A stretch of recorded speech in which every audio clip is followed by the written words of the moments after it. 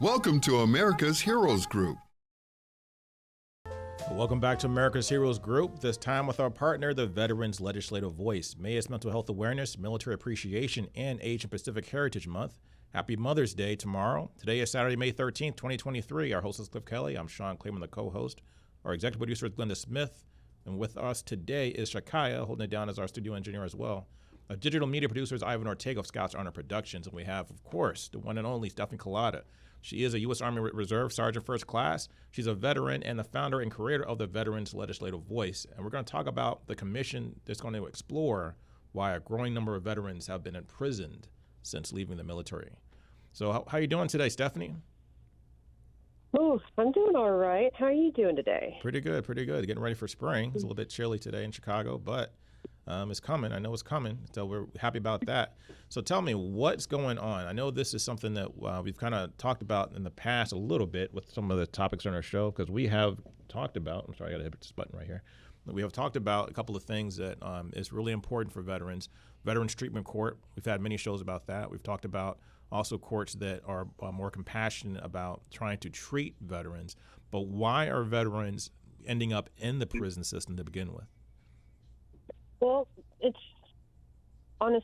because veterans are more likely to have traumatic brain injuries, to have mental health conditions, and also not being diagnosed with either conditions that I mentioned. And they often also go into alcohol and illegal drugs to self-medicate. They are also more likely to be violent. They're more likely to be sentenced violent crimes, 22% more likely than non-veterans. So there's a lot of things going on that's stacked up against them.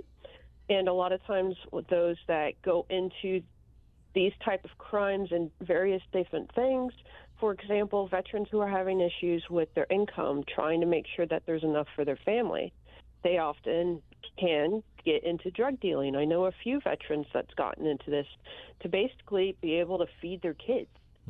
So these type of things can happen, and it's pretty scary. There's a great commission called the Veterans Justice Commission, and it's by the Council on Justice.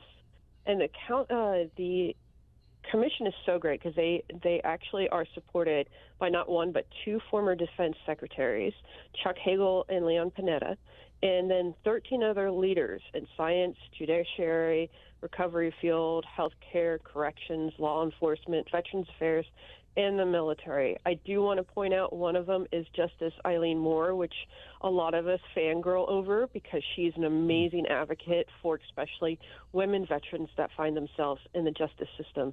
She is a associate justice of the California Courts of Appeals, and she's a former Army Nurse Corps, or she was part of the Army Nurse Corps in the past.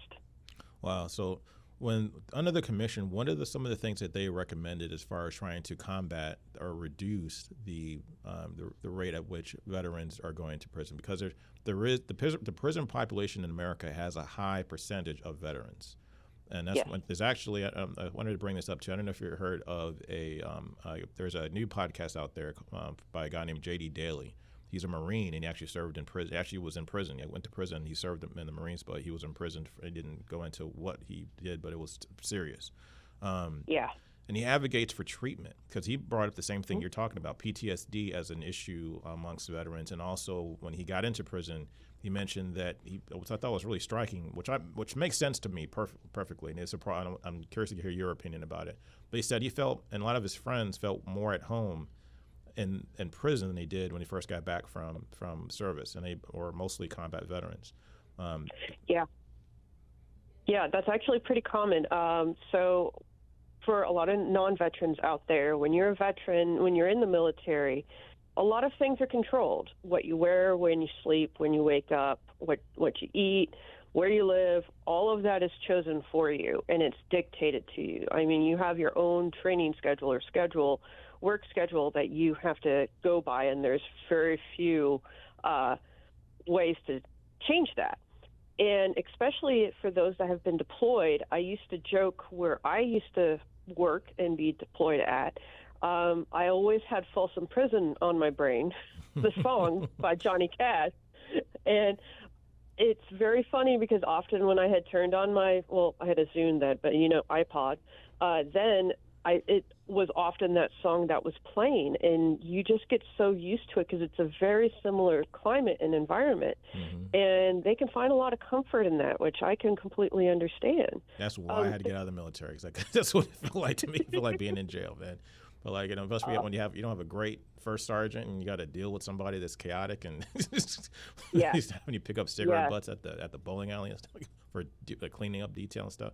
But yeah, I mean, I could relate to what he was talking about because of that structure, and because of also too, and he said that oftentimes veterans thrive in prison because they are so used to what they need to do. They learn the system very quickly. And then they become the leaders of the squads and the gangs and the things like that. And the culture of the prison is based on a lot of military culture, because you have the guards, the staff, law enforcement that work and control these prisons are also veterans themselves. Man, that makes me really think, because I served 15 years. Man, okay. So, sorry, little joke there. So the commission has 3 recommendations, and one is improve the definition and identification of veterans involved in the criminal justice system. A majority of the statistics that I will be talking about and what can be found goes as far back is pretty much the most recent is from 2011. And so they haven't been a worldwide or a nationwide survey of these type of things to give us more information on how to do that. So there's a lot of unknown numbers and statistics out there that would help us pretty much change the program to improve it for these veterans. Another one is create a continuum of alternatives to prosecution and incarceration for justice-involved veterans. Now, the thing is that a lot of people are familiar with the Veterans Treatment Court. The problem is that it's not everywhere, and the only veterans that are allowed to use it are charged with nonviolent felonies. And I said that 22%, veterans are 22% more likely to be charged and convicted with a violent crime. So they would often be ineligible to use it. And it also doesn't go with, they will treat misdemeanors by a case-by-case basis, but that does not include drug dealing. And that's the reason why I mentioned that weird. before. Why wouldn't it include drug dealing? That seems strange. It's probably because of the past feelings that are still there on the war on drugs, on the higher conviction rate and the higher punishments because of the war on drugs. It's still in there, ingrained in the justice system, which I really hope that possibly President Biden does make some more changes towards that. I say this because he was actually one of the loudest advocates of the war on drugs in the 90s. Yeah, and he had the 3 strikes rule. Changed all. Yeah. And he also had said that he doesn't think that it should have been. He looks back and he regrets that. Yeah. He sees where changes could be made to improve things. And so I'm hoping that with his experience and his background, that can actually make a lot of changes out there. Not preaching that you should vote for Biden in the future, just saying that that's his side of that type of the system. But it speaks to leadership also too, that he actually had the courage to step up and admit that he made a mistake and did something wrong. Even after he's been elected in office, because that's not necessarily something he has to bring up at all. Really, I mean, it's not part of his. Campaign platform-wise, he doesn't need to bring that up at all. But to have the integrity to go back and say, you know what, that was a bad idea. It did have catastrophic effects on many lives and families, particularly African Americans and people of color in this country. Yeah, because there's higher punishments for crack versus cocaine versus one drug to the other that actually are more likely to be used in the Black communities. I completely understand. I went to school in a lot of Black predominant communities, and so I am used to the culture and been around there too. You know what something I liked about you? Oh, thank you. They taught me how to dance. So the third recommendation, it's to establish a national center on veterans justice to improve the veterans programs through research and coordination. This is so badly needed because currently if you go and Google incarcerated veterans or veterans in jail, you'll find the VA website. And to find information, to call someone, to look things up, you actually have to call the Homeless Outreach Coordinator. You have to call the National Call Center for Homeless Veterans. And I did a little bit of digging because I thought this was interesting. So one of the statistics that the commission had quoted had said from 2011, they identified over 180,000 veterans in state and federal prisons and local jails. Wow. At this time, today, there is only 38,000 homeless veterans. We have more incarcerated veterans than we do homeless veterans. And so to me, that the priority should now be diverted. I mean, yes, we still help homeless veterans, but they're doing really great right now, and the incarcerated veterans really need their help because you know what? They can find themselves being homeless as well after they get out. I think one of the things also, too, that you kind of touched on a little bit with the idea of treatment course, but also transition training. When I say transition training, we spend, 3 months, 6 months sometimes, becoming a soldier, becoming a sailor, becoming an airman, becoming a Marine. Yeah. But when you get out, it's okay, here's your papers, and you get your walking papers, and you can be gone, and you can be back home in 24 to 48 hours. Sitting at the dinner table after you just left the chow hall, 2 days before.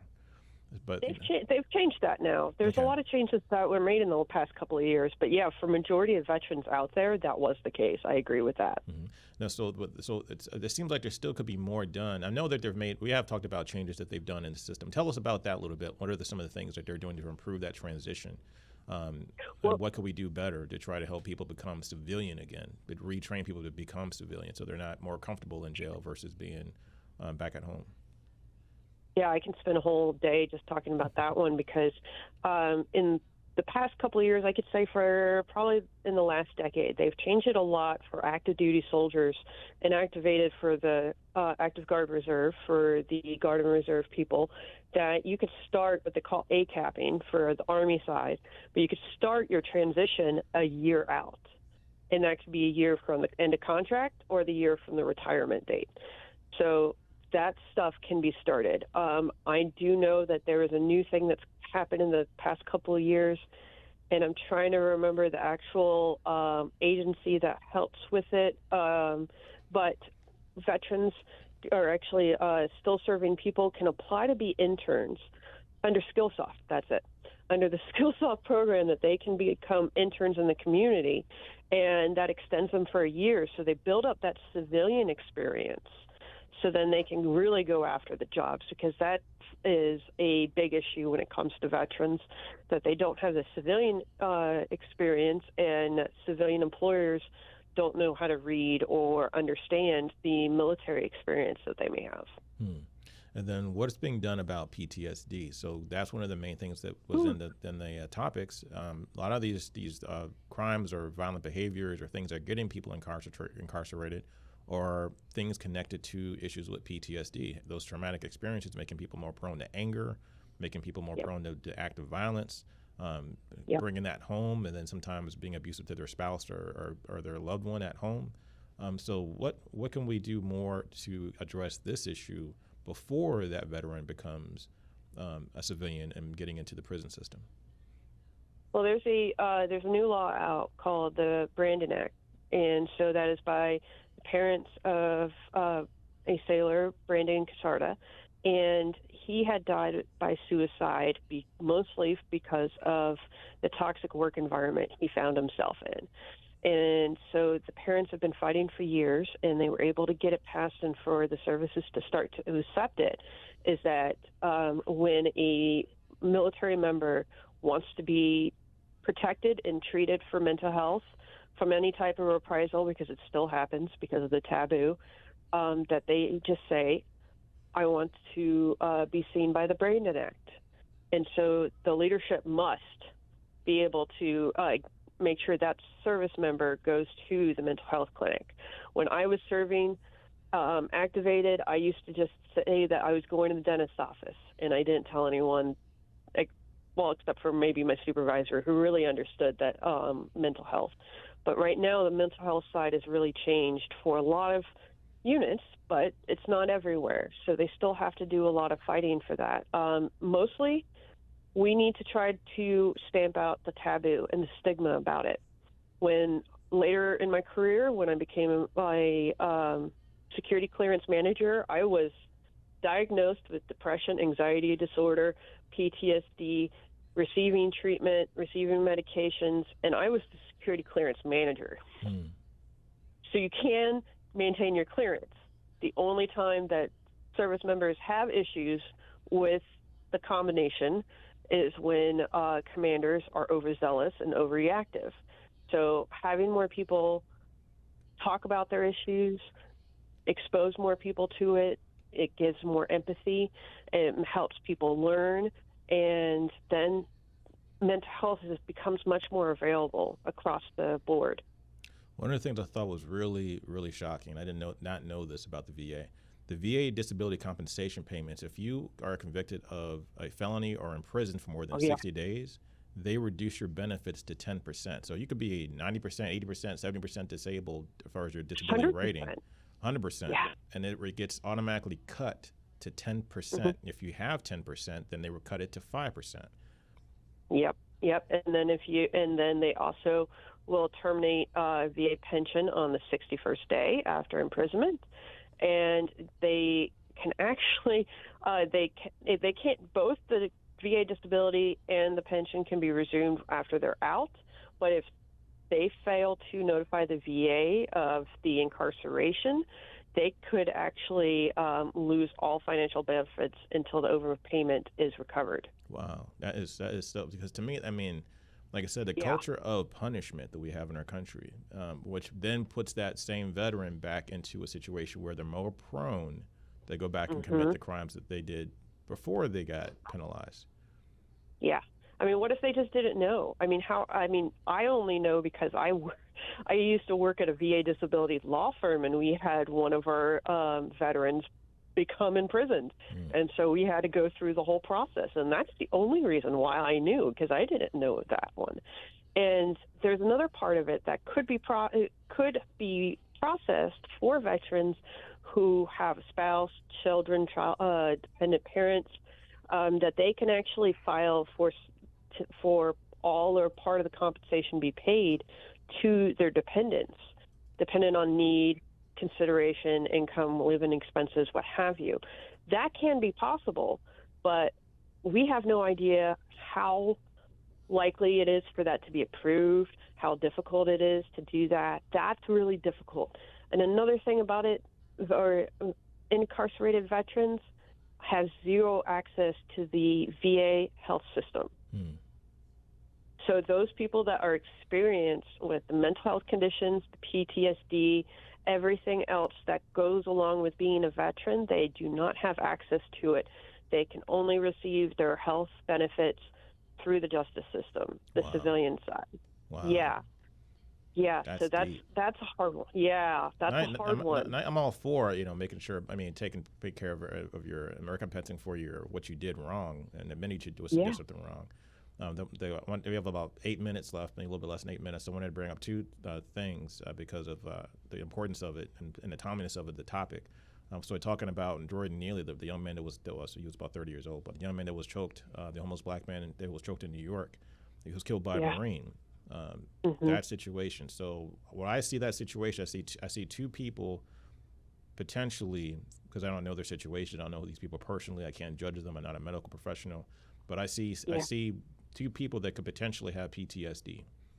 When you become homeless, you're on the street, work with homeless people. For many years I've done that.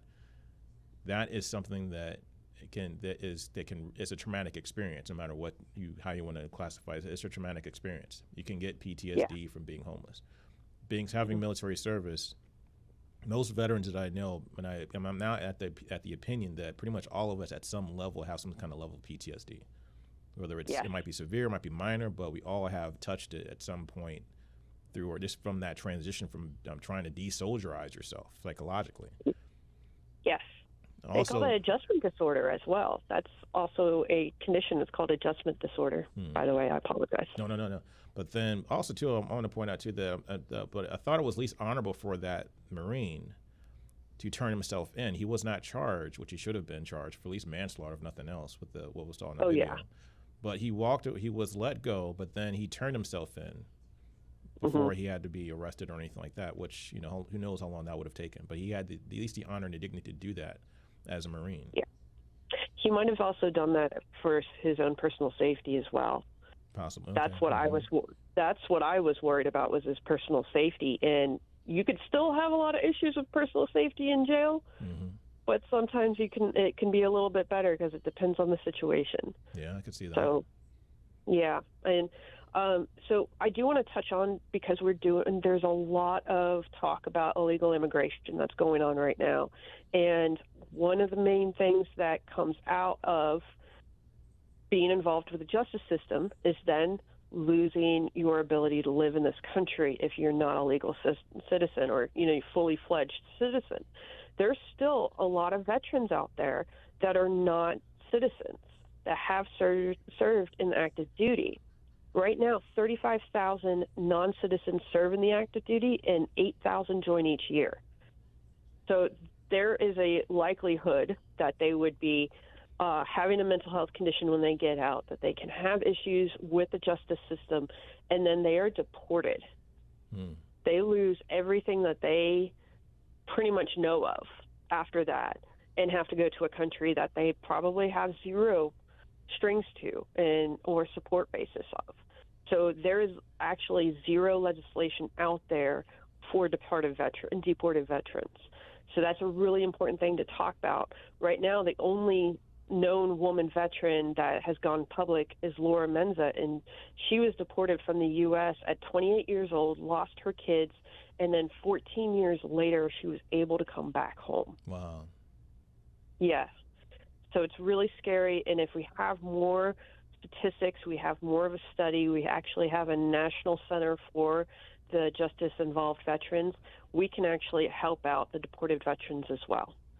We did a show years ago, many years ago, where we had a couple of guys who were on, I think it was one or two, I can't remember if it was one veteran or two veterans. They were actually facing that same situation. They were in danger of being deported because they weren't U.S. citizens. And I remember when I was in Fort Jackson, we had a few guys that were not U.S. citizens that were serving in the military. But they were, and with the hopes of getting citizenship, if they had good service and things like that. Great soldiers. Don't know what their situation is. It's not automatic. A lot of people think it's automatic. Right. And I used to work for an Army Reserve battalion, brigade, and division, and they, a lot of times when the packet is done for the citizenship, it's sent before they're even done with their schooling, and then it's automatically denied.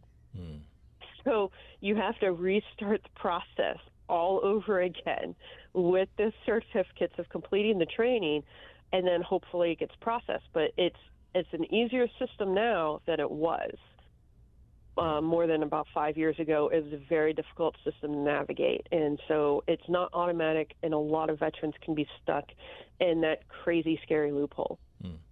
Another thing that they're doing now, which I hear is catching some support, is the idea of veterans-only prison.